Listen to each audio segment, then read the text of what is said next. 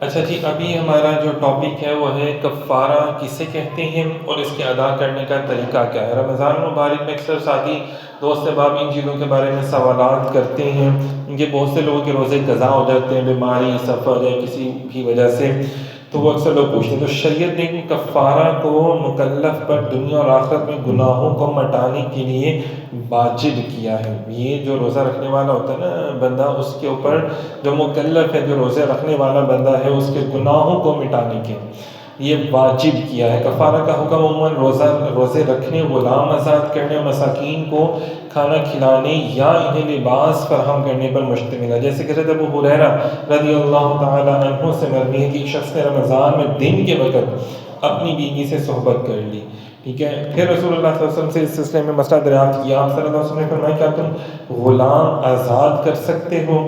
اس نے عرض کیا نہیں یا رسول اللہ۔ پھر آپ صلی اللہ علیہ وسلم نے فرمایا 2 ماہ کے روزے لگاتار رکھ سکتے ہو، 60 روزے لگاتار؟ اس نے کہا نہیں یا رسول اللہ صلی اللہ علیہ وسلم نے فرمایا کہ 60 مسکینوں کو کھانا کھلا دو۔ 60 مسکینوں کو آپ اکٹھی جگہ بٹھا کے بھی کھانا کھلا سکتے ہیں، تو یہ اس کا کفارہ ہوگا۔ مطلب 3 چیزوں میں کفارہ جو ہے وہ ادا کیا جا سکتا ہے، جتنی آپ کی جو کیپیسٹی ہے اس کے مطابق۔ کفارہ صرف رمضان مبارک کا فرض روزہ توڑنے سے واجب ہوتا ہے، اس کے علاوہ کسی بھی قسم کا نفلی روزہ یا رمضان کی قضا روزے کو توڑنے سے کفارہ واجب نہیں ہوتا۔ اگر رمضان کا جو روزہ ہم نے قضا کیا تھا بعد میں رکھا، اگر وہ توڑیں گے تو کفارہ لازم نہیں ہے۔ نفلی روزہ بھی یہ صرف فرض توڑنے سے لازم آپ کے اوپر ہو جاتا ہے، واجب ہو جاتا ہے۔ تو روزوں کی صورت میں کفارہ ادا کرنے کا طریقہ کیا ہے؟ روزوں کی صورت میں کفارہ ادا کرنا ہو تو اگر روزوں کی صورت میں کہ میں نے یہ 60 روزے اکٹھے رکھنے ہیں تو پھر آپ کو 60 روزے اکٹھے رکھنے ہوں گے، اور اگر آپ نے ایک روزہ بھی جان بوجھ کے چھوڑ دیا تو پھر آپ کو دوبارہ سے پھر شروع کیا جائے گا۔ البتہ جو عورت حیض کے دنوں میں اس کے جو روزے چھوٹ جاتے ہیں وہ اس کو چھوٹ ہے، اب وہ چھوٹ گئے ہیں، وہ آگے جب سے فارغ ہوگی جو روزے رکھے گی تو وہ جہاں سے اس نے چھوڑے تھے وہاں سے ہی وہ آگے کنٹینیو کرے گی۔ یہ دیکھیں اللہ تعالیٰ نے آسانی کچھ عطا کی ہے خواتین کے حوالے سے نا۔ اچھا، اور پھر دوبارہ شروع سے روزے رکھنا مطلب کن کے لیے واجب ہوں گے؟ ہاں، اگر کفارے کے روزوں کے دوران نفاس کا زمانہ آ جائے تو اس سے کفارے کا تسلسل ختم ہو جائے گا۔ اور پھر اچھا، حیض کے لیے اور حکم ہے اور نفاس کے لیے اور حکم ہے، اور پھر دوبارہ شروع سے روزے رکھنا واجب ہوں گے، اس کے لیے نفاس والی خواتین کے لیے۔ خیر، یہ خواتین کے مسئلے مسائل ہیں وہ بھی بیان کیے گئے ہیں ساتھ ساتھ۔ شریعت میں 60 مسکینوں کو کھانا کھلانے کی مقدار کیا ہے؟ شریعت میں 60 مسکینوں کو کھانا کھلانے کی مقدار کیا ہے کہ 60 دنوں تک اور 2 وقت کا پیٹ بھر کر کھانا کھلانا ہے۔ بصورت دیگر 60 مسکینوں کو فی آدمی 2 کلو، یہ جو نہیں ہوتا آٹا والا جو آج کل کی ایسی قیمت یا اس قیمت کے برابر چاول بھی آپ دے سکتے ہیں، باجرہ بھی دے سکتے ہیں، یا کوئی بھی اناج اس کو آپ دے سکتے ہیں۔ مطلب 60 مسکینوں کو کھانا کھلانا، یہ کفارے میں بات کی جا رہی ہے، اور 60 دنوں تک اگر آپ نہیں کھلا سکتے تو آپ 2 وقت کے حساب سے اس کو پیسے دے دینا، لیکن پیسے بھی اس کھانے کے دینا جو آپ خود نہیں کھاتے ہیں سحری اور افطاری کے ٹائم، یعنی کہ آپ تو بڑا عمدہ کھانا کھائیں اور اس کو جناب ایک روٹی اور پیاز کا اس کو دے دیں، 20 روپے دے دیں، چلو جی۔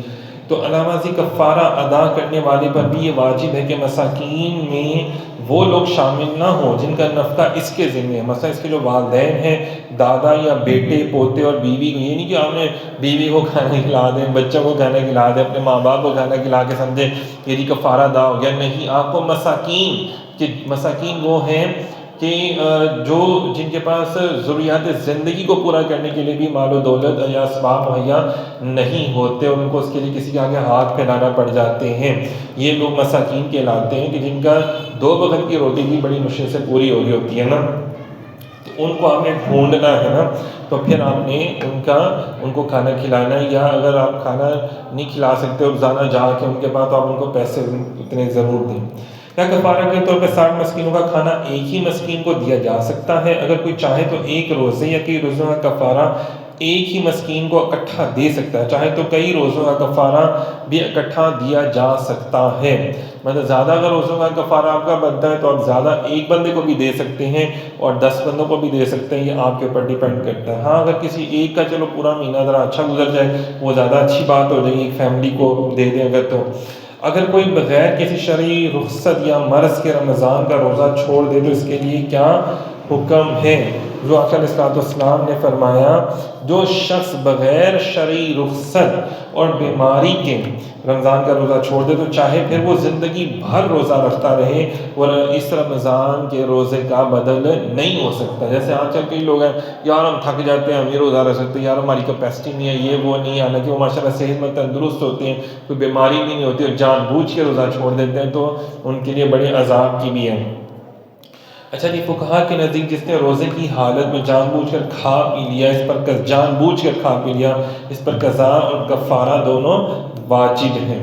شرع کی روح سے حالت بیماری میں روزہ توڑنے کا کیا حکم ہے؟ شرع کی روح سے شرع کی روح سے ایسی بیماری جس سے جان جانے یا مرض کے بڑھ جانے یا دیر سے تندرست ہونے کا اندیشہ ہو تو اس صورت میں روزہ توڑ دینا لازم ہے، جبکہ تندرست ہونے کی صورت میں روزے کی قضا واجب ہوگی. اچھا جی، قرآن پاک میں سورہ بقرہ میں 185 آیت میں اللہ تعالیٰ فرماتا ہے جو کہ بیمار ہو یا سفر پر ہو تو دوسرے دنوں کے روزوں سے گنتی پوری کرے، مطلب قضا روزے رکھے نا. اللہ تمہارے حق میں آسانی چاہتا ہے، تمہارے لیے دشواری نہیں چاہتا، اور اس لیے کہ تم گنتی پوری کر سکو، اور اس لیے کہ اس نے تمہیں جو ہدایت فرمائی ہے اس پر اس کی بڑائی بیان کرو، اس لیے کہ تم شکر گزار بن جاؤ. مطلب اللہ تعالیٰ کیا فرما رہے ہیں کہ تم گنتی پور کرو، اس لیے کہ اس نے تمہیں جو ہدایت عطا فرمائی ہے، اور اللہ تعالیٰ کی بڑائی بیان کرو، اس کی حمد و ثنا بیان کرو، اس کا شکر ادا کرو. اچھا جی، کیا کثرت ذوف یا بیماری کے باعث وقت سے پہلے روزہ افطار کرنا جائز ہے؟ جی، اگر کثرت ذوف یا بیماری کے باعث جس میں اندیشہ ہوگا کہ روزہ باقی رہا تو بیماری یا ذوف کمزوری جسے کہتے ہیں نا بڑھ جائے گا، ہاں، یا یہ ڈر ہے کہ بیماری سے جلد آرام نہ آئے گا تو صورت میں روزہ وقت سے پہلے افطار کر لینا جائز ہے، جس کی بعد ازاں جو ہے نا وہ قضا جو ہے وہ لازم ہوگی. تو یہ ابھی سارا جو ہم نے آپ کو بیان کیا ہے یہ کفارہ جو ہے اس کے معاملات جو ماشاء اللہ صاحب کے سامنے بیان کیے گئے ہیں. بہت شکریہ.